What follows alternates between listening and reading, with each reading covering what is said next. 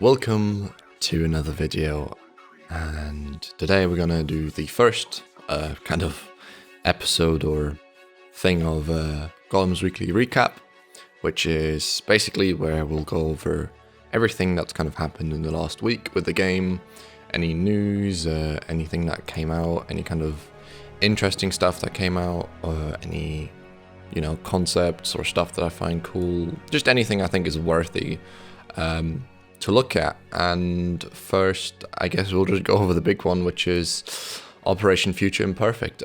I finished playing it, I've done everything that there is to do. The last thing I was waiting on getting is the artifact, and now I think I've done everything that there is to do in the DLC.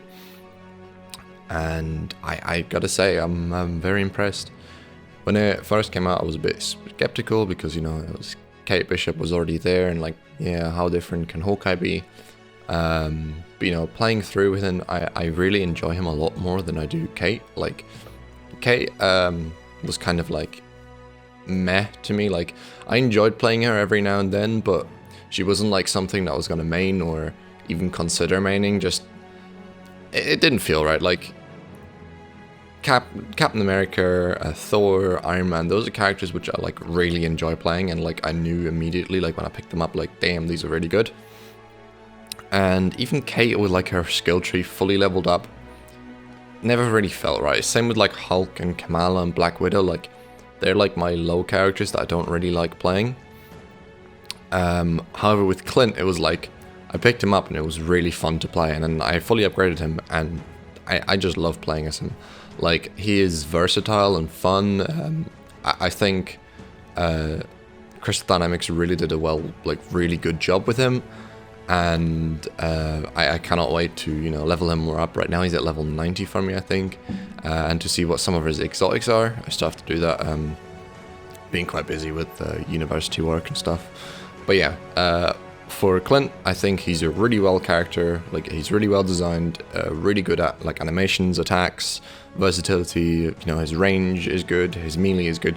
I think he's a really well made character, and he's not a carbon copy of Kate, which is what I was kind of fearing. So I'm really impressed and really happy with that. His skins and stuff on the marketplace and in the collections seem really good. There's some really favorites of everyone, Ronin.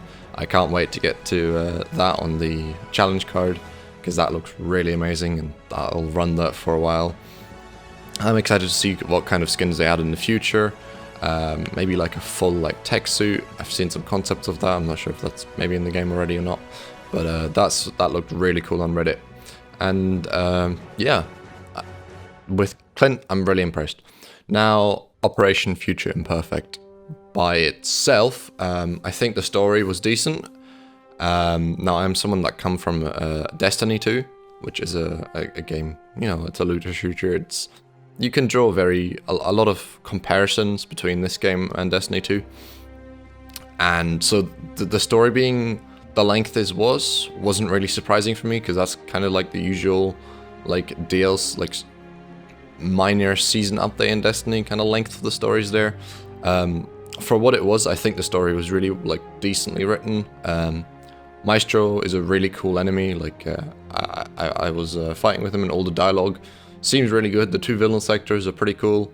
The only issue there was the availability of that, and I don't think that's still fixed, but my previous video does show you how to go there.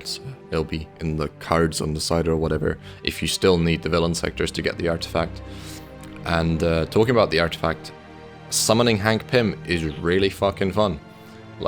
Generally, really cool artifact. I like the idea of kind of being able to summon a more minor character than any of the main Avengers, and I think it opens up some really cool possibilities in the future. Maybe summoning Lucky, though I don't think how helpful Lucky would be. But maybe Nick Fury or some of the Inhumans Theo to fight along with you. I think there's some really cool possibilities that CD opened up for themselves, and I'm really excited to see what's kind of coming in the future. Now, with the rest of the content, there isn't that much more content in Operation Future Imprefect. You kind of have, Clint, you have the operation, you have the villain sectors, and you have the artifact. And I think all of that is really like well perceived by not only me but the community. I mean, the player number have been 5 times of that what it has been over the couple of last months. Like, we've been sitting at like between 2,000 and 2,500 at peak hours, which is really good considering that before I was about 500ish maybe. So I'm very excited to see the game doing well, and I hope with the upcoming roadmap stuff will continue doing well like that. Now, the other thing I wanted to address is the new enemy type, the cargo runner. I think is a really fun idea. Having kind of an enemy that doesn't try and fight you but runs away and has a little backpack. I saw him first in the game and I thought it was just a great idea, and I think that was great. It made me laugh, and I really enjoyed the idea of having more enemy types being added, especially if it's something like this which has different mechanics. I think it's a good step in the right direction. We'll have to see if CD will follow up with more enemy types, in Wakanda, see what kind of enemies we get in the Claw faction. I really hope it's not just robots, and I think it would be really good if it is something more creative than just more robots, because I'm honestly a bit sick of just fighting robots, but robots make decent enemies. But we'll just have to see. So the cargo runner synth though, I think was a really cool idea, and I always get really excited when I see one because they have loads of loot and resources. It would be cool if maybe there was a small small chance that they drop Polychron or something, maybe on a takedown or something. But I think they're pretty well done anyway. Now, the other thing on Reddit I want to discuss is just something small. That was posted 3 days ago, and that they confirmed that basically that you'll be able to, that they're working on being able to run missions without AI companions or with a team smaller than 4. And ICYMI Vice Napoli basically commented saying, "Can safely say that this is something we have always wanted to pursue and are now in fact doing so. More info should be coming soon." I'm really excited for this because I always want to kind of be able to experiment with a new character, especially on a DLC drop. Like, what can they do, and like being able to do challenges without your AI companions messing them up or like taking your kills should be really interesting, and I am very excited for that. Now, I'm going to show a video on screen, and this is from Reddit user Silverrain8, and it shows kind of like the loading times on PS5, and it is crazy how well it's doing on PS5. Like, this is faster than PC loading times, and I am really excited for that. I'm not sure how it works with elevators or anything, but this is a really good step and shows kind of like how powerful the PS5 is in reality. And once the 30 series Nvidia graphics cards come out, and a lot more vendors will support the instantaneous SSD into graphics card memory loading, this kind of loading times will be what we can expect on PC as well. So I'm very excited about that. Looks like a very good kind of future coming up, and yeah, that's that. Now, on another note, over on the Marvel's Avengers YouTube channel, they've released the first kind of part of their Marvel's Avengers Essentials, and it's basically a series devoted to teaching various aspects of the game, kind of like a basics how-to basic guide. And the first one just goes over the different modes and missions. I'll try and link that down below if I can. And yeah, it's a really good guide if you're new to the game and you kind of don't know what some of the stuff is. I recommend you watch it, and yeah, it's a really good guide made by the actual developers, and yeah, seems good, seems solid. Now, the last thing is the Black Panther reveal, and oh my god, does it look good. I watched the trailer, and I'll play it right now on screen, kind of going along with it. Like, I've been waiting for Black Panther a lot. It just seemed like a major DLC. Kind of Black Panther is the kind of Taken King equivalent of Marvel's Avengers kind of Destiny story. In Destiny 1, the game was kind of doing quite poorly at launch, and then the Taken King came out and it kind of revived the game, brought a massive like spike to player base, and kind of saved the game from failing. And I really hope with the Black Panther DLC and then the raid later on, it will do something similar for the game. And from what I can see so far, like his suit, like look at that, it just looks amazing. He's really well detailed, and the city in the background looks crazy as well. You know, I'm really excited for Wolf of Wakanda, and then the raid later on. I think it will be good. I hope raids are 6-player activities rather than 4. If they can manage to get that working, it will be really exciting, and you know, yeah. The last kind of thing is the roadmap, and you know, it looks really good. We have some solid points on there, kind of like the cloning labs was more hidden down below in the like little subsection. It was interesting to see the red room and the Taken anomaly where you can play as the same hero, but I'm very excited. I've been kind of wanting to do that for a while, like being able to play the same hero, and I was kind of finding ways to maybe glitch it into the lobby. But I'm glad they're adding that for like a limited time event, and having these limited time events is also a great idea to get like the player base involved. Maybe like we'll see future Halloween events, like Christmas events, maybe you know, Valentine's events, those kind of events with like event themed skins. I think would be a really good idea to get player base back into on a regular basis, you know, give them new content that isn't necessarily a new story DLC, and just something that they can work towards. Like maybe you'll have to complete a certain objective to be able to unlock certain stages of skins, kind of like in Overwatch when they launch the event skins, where you have like 9 different wins and you get like a player icon, an emote, and then a skin. Each 3 wins apart, or in Destiny where you have to complete different objectives to get like sparrows or ships. I think something like that for major events in the world would be really cool, and it would be a really good idea, and maybe add like a variation of the Substation Zero, maybe at Christmas with like Christmas trees and presents around. I think that would be a really good idea for CD to do. However, obviously it's a bit of development cost, and if they go that way, that's great. If not, I mean, it's a missed opportunity in my opinion, but I do hope they do go that way. With that being said, let's have a look at the weekly Wartable blog and also the marketplace updates for this week.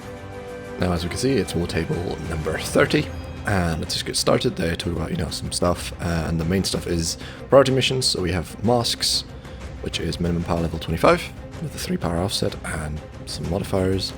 You know, got all the priority harm challenges. Nothing too interesting. Just we get a Hawkeye comic, Mega Hive, we got Famine, Clash, Heavyweight, and Bane. So be prepared to fight a lot of Adaptoids. I will not enjoy that this week. And something exciting, we get Maestro in the marketplace, which is going to be awesome, and I'll have a look at the marketplace in a second. We'll go over each new skin and character. Some social side, like, you know, creators, Tony Bling, Digital Foundry, and they confirmed that you can pet the dog, which, I mean, we already knew. Community challenge will be 65,000 Synthoid enemies, and we'll get a lucky dog plate for that. Some cool little artwork from some of the players, and yeah, let's have a look at the marketplace. Right, so we're in game now. This is what you're presented with. There's some updates, you know, telling us about the cargo runner Synthoid, Future Imperfect, in case you haven't seen it yet, the custom harm rims. And there is again a free marketplace item this week. It is a nameplate this time for Katie, which, you know, it's quite a nice nameplate. It's one of the old style comic ones. Pretty good. As you can see, you can just claim it for free, no cost. It's pretty cool. First skin is a legendary for Black Widow called Liberator. You know, it looks alright, just green. Got Nano Suit for Kamala, which I actually quite like. I might get that. We've got the Maestro, which is amazing that we have that skin. So if you're a Hulk player, you can now play as Maestro. We've got First Avenger, which confused me. I mean, it doesn't look like First Avenger from First Avenger movie, but I guess it's a different First Avenger skin. Time Lost for Hawkeye. An epic takedown, which looks pretty cool, you know. We've got a rare outfit for Thor. Nothing too fancy, just Battle Guard. We have the Jarvis emote, which is pretty cool, I think. One of the cooler Iron Man emotes, though my finger guns are still better than it. We've got Captain America Shield Player. This one is pretty cool, pretty sick. I like it. And if we move on, we have the emote Agatar for Iron Man. This one's pretty cool. I wish it would make a sound. That would be cool. I'm not sure if it does make a sound. Maybe in game. We've got a Hawkeye emote, just sticks his arrow on the ground, and yeah, nothing too fancy, just a rare. But it's better than nothing, I suppose. And then finally we have the free Kate Bishop nameplate. Now the individual pages have been updated to have some of the new skins in them that just came out. So like the Maestro one and the First Avenger one. I'm not sure if that's actually new, but it's in the store now as well. We have the new Liberator skin for Black Widow in her store page. And this really cool grey outfit that I haven't seen before. But, you know, that's that. We've got, you know, Thor's stuff. Odin Force looks pretty cool. 3 legendary outfits. Oh, actually, yeah. You got Maestro in here now, and Undefeated, which I hadn't seen before either. So that's pretty cool. Loads of new stuff. But yeah, but that being said, this is my weekly update of, it's Gollum's weekly recap of this week. It's the first episode. If you did like it, please let me know in the comments what I could do like next week. If you have any improvement suggestions, like anything at all that you think I should include or shouldn't include, maybe stuff that you found boring, I don't know, just yeet at me in the comments. But yeah, if you did like it, please hit the like button. For future content, there's a subscribe button, you know, somewhere down below in the video. And yeah, I stream on Twitch. That is also in the description if you want to come and hang out, chat. Yeah, pretty much that's it. I hope I will see you guys next week for another recap. Maybe I'll post something in between, but I'm gonna try and get these out like every Thursday, like around like an hour later than the update time. And yeah, guess I'll see you next week. So yeah, peace out.